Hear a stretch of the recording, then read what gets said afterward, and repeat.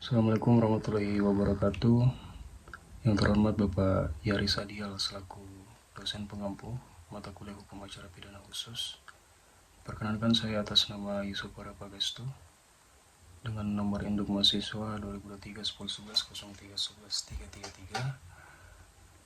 2023-1011-0311-333 dari Fakultas Hukum Universitas Muhammadiyah Malang. Pada kesempatan ini saya akan mempresentasikan artikel ilmiah saya yang berjudul Restoratif Justice sebagai upaya dekriminalisasi anak dalam sistem peradilan pidana di Indonesia.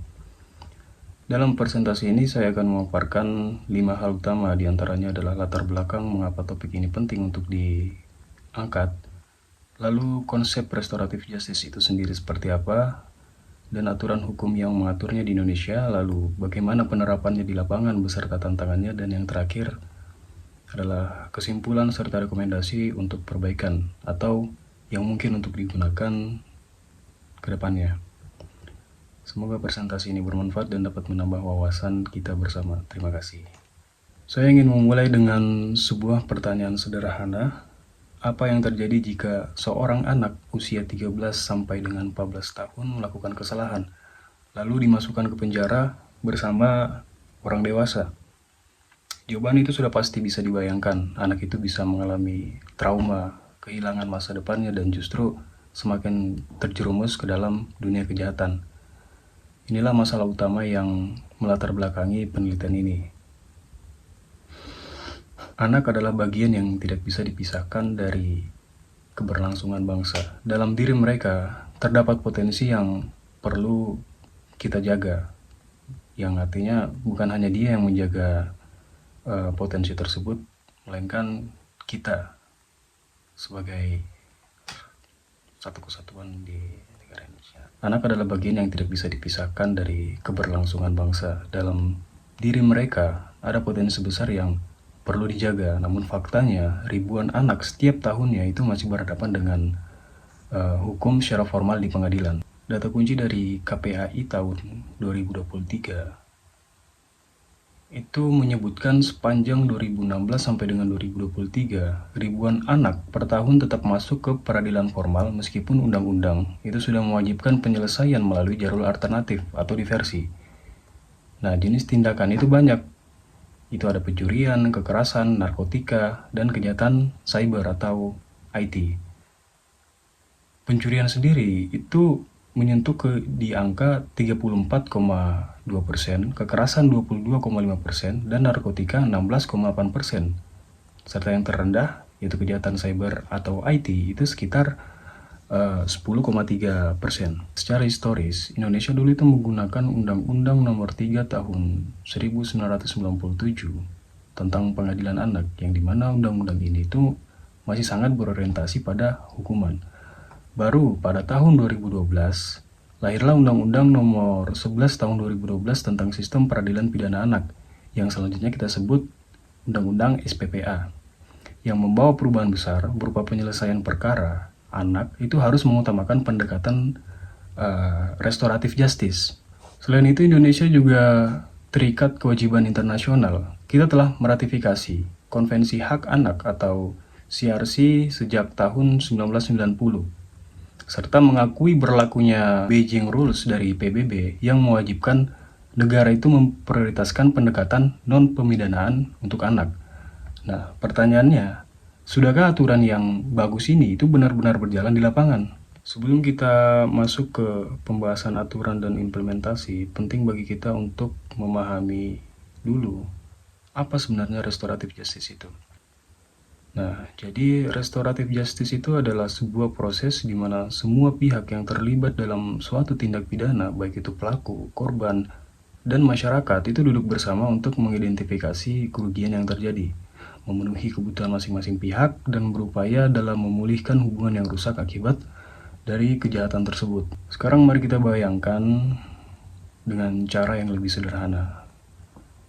Dalam sistem hukum konvensional yang disebut pendekatan retributif, pertanyaan utamanya adalah kejahatan apa yang dilakukan, lalu hukuman apa yang harus dijatuhkan.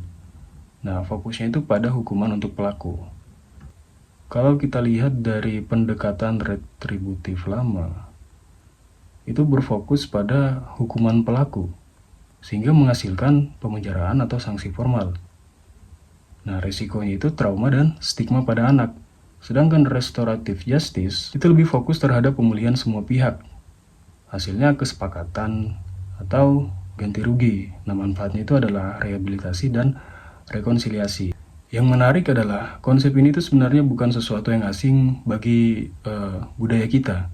Nilai musyawarah mufakat yang sudah lama hidup dalam tradisi hukum adat di Indonesia itu pada dasarnya mencerminkan prinsip yang sama dengan restoratif justice. Jadi hal ini tuh bukan mengimpor dari cara berpikir orang barat, melainkan menghidupkan kembali nilai yang sudah ada dalam budaya kita sendiri. Untuk anak, pendekatan ini tuh sangat krusial karena anak itu masih dalam tahap berkembang, baik dalam hal psikologis, biologis, dan sosialnya. Itu sudah pasti perlu dimatangkan. Mereka itu sangat rendah terhadap dampak negatif dari proses peradilan formal yang panjang dan tentunya mengintimidasi. Sekarang mari kita lihat bagaimana restoratif justice itu diatur secara hukum di Indonesia. Jadi di dalam Undang-Undang Nomor 11 Tahun 2012 tentang Sistem Peradilan Anak atau Undang-Undang SPPA, itu bisa dikatakan sebagai payung hukum utama. Undang-undang ini itu berlaku efektif sejak tanggal 31 Juli 2014 dan menempatkan restoratif justice bukan sekedar pilihan, melainkan suatu kewajiban. Instrumen utama dalam Undang-Undang SPPA adalah yang disebut diversi. Nah, diversi itu apa? Diversi adalah pengalihan penyelesaian perkara dari jalur peradilan pidana formal ke jalur luar peradilan pidana yang diperuntukkan untuk anak. Dengan syarat ancaman pidananya itu di bawah dari 7 tahun dan bukan pengulangan tindak pidana. Jadi diversi itu wajib diupayakan di setiap tahap, baik oleh penyidik, penuntut umum maupun hakim. Proses musyawarahnya pun harus melibatkan anak dan orang tua, korban dan orang tua, pembimbing kemasyarakatan dan dari balai permasyarakatan, lalu pekerja sosial, lalu penyidik, jaksa, hakim sebagai fasilitatornya.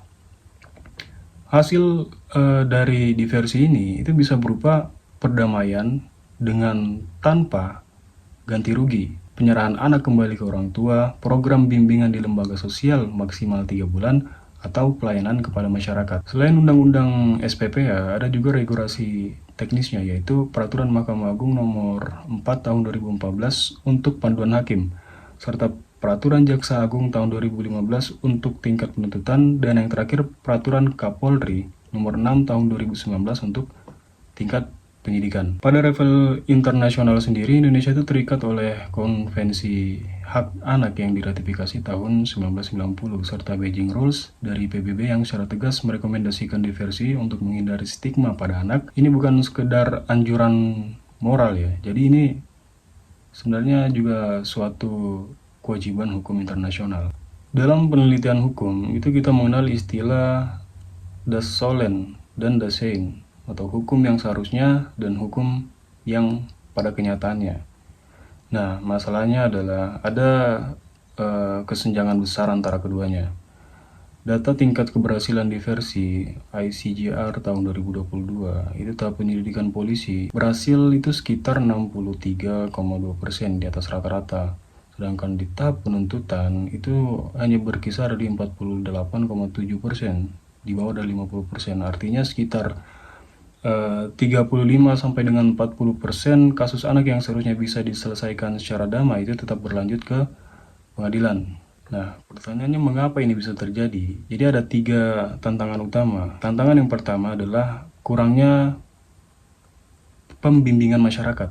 Jadi PK itu dari Balai Permasyarakatan itu bisa dikatakan sebagai jantung dari proses diversi itu sendiri.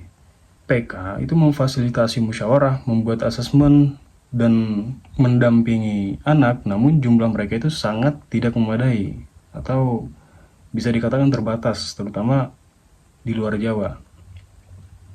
Di wilayah DKI Jakarta contohnya, itu ada 14 kasus PK, statusnya itu ideal.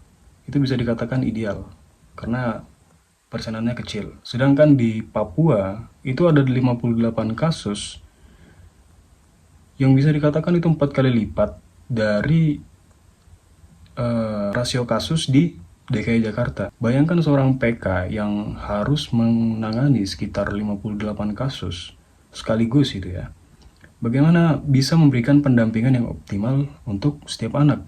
Tantangan yang kedua itu ada inkonsistensi aparat penegak hukum. Jadi tidak semua polisi, jaksa, hakim itu memiliki pemahaman dan komitmen yang sama terhadap restoratif. Sebagian itu masih berpikir secara punitif. Yang salah harus dihukum, titik. Inkonsisten ini itu membuat penerapan diversi di berbagai daerah itu digolongkan berbeda-beda. Lalu tantangan yang ketiga adalah resistensi korban dan keterbatasan LPKS. Ada kalanya pihak korban itu terutama pada kasus yang menimbulkan kerugian besar menolak dalam berpartisipasi musyawarah diversi. Mereka itu ingin keadilan melalui hukuman formal. Padahal Undang-Undang SPPA mensyaratkan kesepakatan semua pihak sebagai syarat keberhasilan diversi. Selain itu, Lembaga Penyelenggara Kesejahteraan Sosial atau LPKS yang menjadi tempat penempatan alternatif anak itu juga masih sangat terbatas, baik dalam hal jumlah ataupun dari segi kualitasnya. Nah, agar pembahasan ini bukan hanya sekedar teoritis ya, saya berikan 3 contoh kasus yang memang relevan terjadi. Kasus yang pertama itu pencurian sepeda motor di Jawa Tengah tahun 2021 yang dimana melibatkan seorang anak berusia 14 tahun berinisial AN tertangkap karena mencuri sepeda motor di wilayah Polres Semarang Kota. Nah, yang terjadi selanjutnya adalah contoh ideal dari proses diversi. Penyidik itu bekerja sama aktif dengan pembimbing kemasyarakatan dari Bapak Semarang untuk mengadakan musyawarah, yang dimana dalam musyawarah ini itu dihadirkan orang tua, korban, dan keluarga dari korban itu sendiri, serta pekerja sosial. Hasilnya dicapailah suatu kesepakatan, sepeda motor itu dikembalikan atau ganti rugi kehilangan. AN meminta maaf langsung kepada korban, dan AN juga menjalani program bimbingan Bapas selama 3 bulan. Nah, yang bisa kita ambil dari kasus ini, itu AN tidak masuk penjara. Dia juga tetap bisa bersekolah, tidak ada stigma mantan narapidana, sehingga ini tuh bisa dikatakan sebagai bukti bahwa restoratif justice itu bisa bekerja dengan baik ketika semua faktor pendukungnya itu tersedia. Lalu kasus yang kedua ada bullying cyber di Surabaya tahun 2023, yang dimana itu pelaku, seorang pelajar SMP di Surabaya didakwa karena mengunggah video yang mengandung perundungan terhadap teman sekelasnya di media sosial. Penyidik dan jaksa juga berusaha menempuh diversi, tapi musyawarah itu gagal karena pihak keluarga korban sendiri itu menolak diversi. Mereka ingin pelakunya ini dihukum secara formal. Kasus ini tuh akhirnya masuk ke pengadilan, namun hakim itu tetap menjatuhkan putusan yang berorientasi restoratif berupa pengembalian kepada orang tua disertai kewajiban mengikuti program konseling. Nah, yang kita ambil dari kasus ini itu, kasus ini memperlihatkan dua hal. Pertama, itu masih ada paradigma punitif dalam masyarakat yang enggan menerima pendekatan damai. Kedua, hakim juga punya kekuasaan untuk tetap memberikan putusan yang berorientasi pada pemulihan anak meskipun diversi itu sendiri atau musyawarah yang dilakukan sebelumnya itu gagal. Lalu kasus yang ketiga ada anak yang menjadi korban narkotika. Itu di Jakarta Selatan tahun 2023 sampai dengan tahun 2024. Salah satu anak yang ditangkap itu berusia sekitar 16 tahun. Jadi dia itu kedapatan membawa narkotika golongan 1 di wilayah hukum Polres Jakarta Selatan. Nah, disinilah penegak hukum itu menunjukkan kematangan dalam berpikir ya. Mereka itu tidak langsung memproses si anak ini sebagai pelaku. Jadi bersama PK Bapas dan pekerja sosial, mereka itu melihat pelaku itu sebagai korban penyalahgunaan narkotika yang butuh pertolongan, bukan hukuman. Musyawarah diversi ini menghasilkan kesepakatan berupa si anak ini ditempatkan dalam program rehabilitasi medis selama 6 bulan. Nah, yang bisa kita ambil dari kasus ketiga ini adalah kemajuan penting. Anak yang terlibat narkotika itu harus didekati sebagai korban yang butuh pemulihan, bukan penjahat yang butuh dipenjarakan. Kasus ini tuh menunjukkan bahwa perubahan paradigma itu sudah mulai terjadi di aparat penegak hukum, dan saya harap ya, bukan hanya penegak hukum yang ada di Jakarta Selatan saja yang sadar akan paradigma ini. Saya harap seluruh aparat penegak hukum di Indonesia juga kayak gitu. Nah, dari ketiga kasus ini, itu kita bisa simpulkan bahwa keberhasilan restoratif justice itu sangat tergantung pada 4 faktor. Yang pertama, kompetensi fasilitator, koordinasi antar lembaga, kesediaan para pihak untuk berpartisipasi, dan ketersediaan lembaga alternatif penempatan anak. Nah, sekarang kita masuk ke tahap kesimpulan ya. Jadi ada 4 kesimpulan yang bisa kita ambil dari materi ini. Yang pertama itu, regulasi ini sudah kuat. Undang-Undang SPPA itu telah memberikan landasan hukum yang komprehensif dan sejalan dengan kewajiban internasional Indonesia. Yang kedua, ada kesenjangan besar antara aturan dan praktik, atau das solen dan das sein, disebabkan oleh keterbatasan kapasitas Bapas, inkonsistensi aparat, kurangnya LPKS, dan resistensi budaya hukum masyarakat yang masih tergolong jadul lah kalau bisa dikatakan. Nah, yang ketiga itu keberhasilan diversi ditentukan oleh faktor-faktor kontekstual berupa kompetensi PK, koordinasi lembaga, dan kesiapan para pihak. Ketika semua faktor ini terpenuhi, hasilnya itu lebih manusiawi dan lebih efektif dalam mencegah anak mengulangi kejahatan.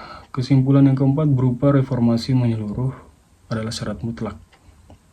Jadi tidak bisa hanya memperbaiki satu aspek saja. Regulasi, kelembagaan, SDM, dan budaya hukum itu perlu diperkuat secara bersamaan dengan prinsip kepentingan terbaik anak sebagai panduan utama. Berdasarkan dari kesimpulan tersebut, saya merekomendasikan 4 agenda strategis ya. Yang pertama itu memperkuat kapasitas PK Bapas. Jadi kita itu perlu menambah jumlah personil dan tingkat pelatihan fasilitas musyawarah diversi di seluruh Indonesia, terutama di wilayah luar Jawa. Saya sarannya juga di Sulawesi. Lalu perluas jaringan LPKS. Bangun lembaga alternatif penempatan anak yang berkualitas sebagai infrastruktur esensial diversi. Lalu edukasi hukum masyarakat berupa kampanye sistematis untuk mengubah pola pikir masyarakat dari paradigma punitif menuju paradigma restoratif. Lalu harmonisasi regulasi. Selaraskan Undang-Undang SPPA dengan Undang-Undang Narkotika, Undang-Undang IT, dan Undang-Undang Perlindungan Anak agar tidak saling bertentangan satu sama lain. Sebelum saya mengakhiri presentasi ini, izinkan saya menutup dengan sebuah refleksi.